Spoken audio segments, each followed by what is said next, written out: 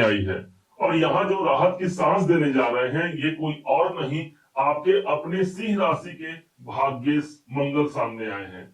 क्या है इनका प्रभाव, अब क्यों ये एक पॉजिटिव सिचुएशन से हमको जोड़ने जा रहे हैं, ध्यान दीजिएगा, ध्यान से समझिएगा। ये वही मंगल देव है जो भगवान शिव के पसीने से, मस्तक के पसीने से जिनका जन्म हुआ था। इसे ही हम भूमि पुत्र मंगल कहते हैं, जिन्हें ग्रहों का सेना अध्यक्ष का दर्जा प्राप्त है। यही वो मंगल है जो पिछले 11 महीने से हमको अशांति दे रहे थे। क्या इसका कारण था और अब क्या होगा, इस बात को समझने के लिए हम इसको शुरू से ही शुरू करते हैं ताकि भली भांति आप समझ पाए।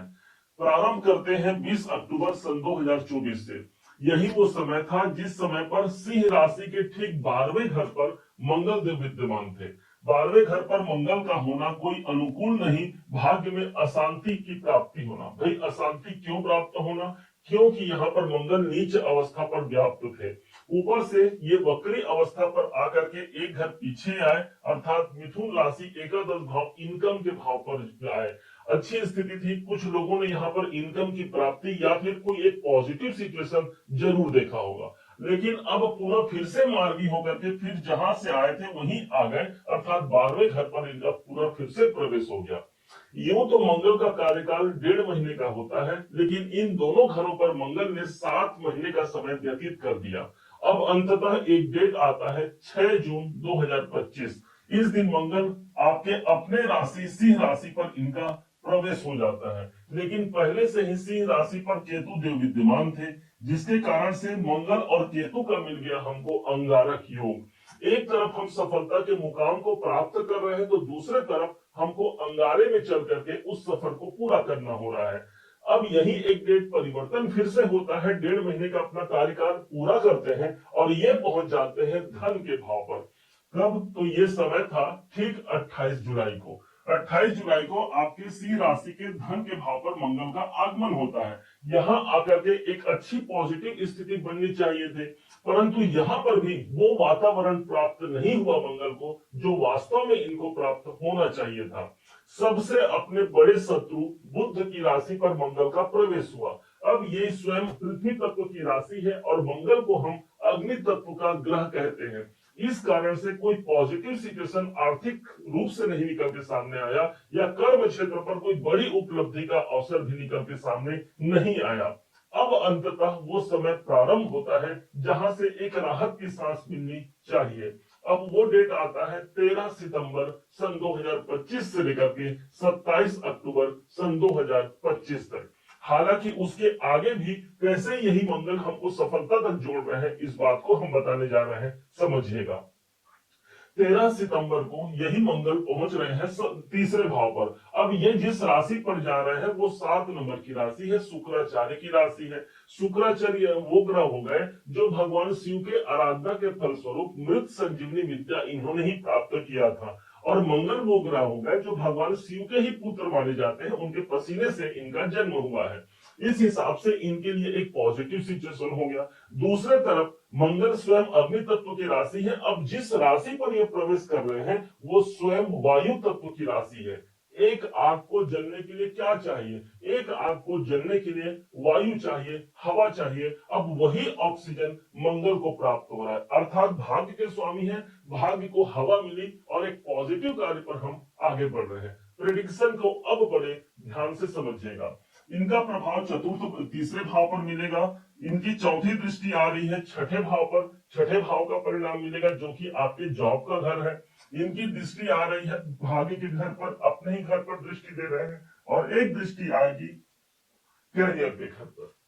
अब समझते हैं प्रेडिक्शन को। तीसरे भाव पर मंगल, बता दें आपको कि मंगल स्वयं तृतीय भाव के कारक होते हैं, अर्थात हमारा साहस, हमारा पराक्रम सबसे ज्यादा इस समय पर मौजूद होगा। कोई यात्राएं होंगी और उन यात्राओं के माध्यम से आप कार्य करते हैं। कोई ऑनलाइन गतिविधियां इस समय पर बढ़ती हैं और उन कार्यों से भी हमको सफलता की प्राप्ति होती है। तीसरे घर पर मंगल होना, इस समय पर माइंड हमारा क्रिएटिव होता है और कुछ नए कार्य को करने की जिज्ञासा मन में उपलब्ध होती है। क्योंकि ये मंगल की जो दृष्टि है वो कहीं और नहीं, सीधे चौथी दृष्टि छठे भाव पर पड़ रही है।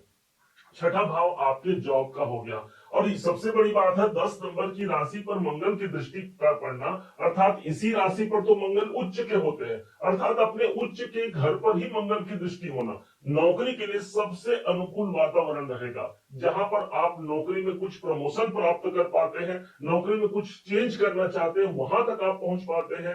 कुल मिलाकर के जब ग्रह की उच्च की दृष्टि आ रही है, हमको अपने नौकरी अपने कर्म क्षेत्र में भी वो उच्चता की प्राप्ति निकल कर सामने आती है।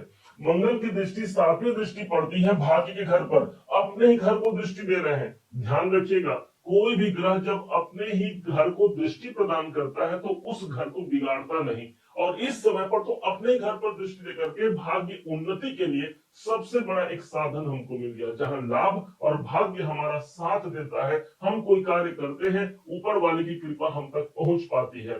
धार्मिक यात्राओं का योग बनता है, पिताजी से जुड़े हुए या सीनियर बॉस को लेकर के कोई अशांति मन में है, वहां पर भी शांति आती है, अर्थात एक भाग्य उन्नति का दायरा हमारा बढ़ पाता है।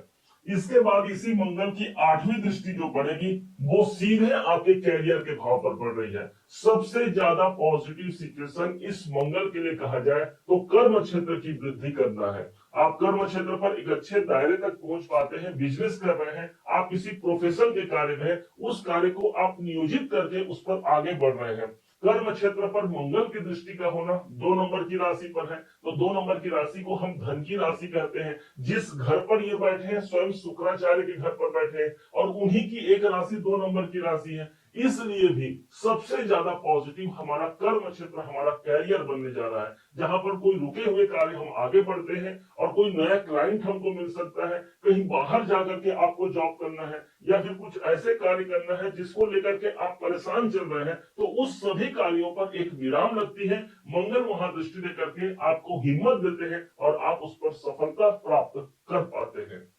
इस मंगल को सदैव अनुकूल रखने के लिए श्री हनुमान जी महाराज की आराधना जरूर कीजिएगा। हनुमान चालीसा या सुंदर कांड के पाठ से ये मंगल मजबूत होकर के हम हमारे जो परिणाम अभी मिलने जा रहे हैं उस परिणाम में कई गुना वृद्धि करा जाएगा।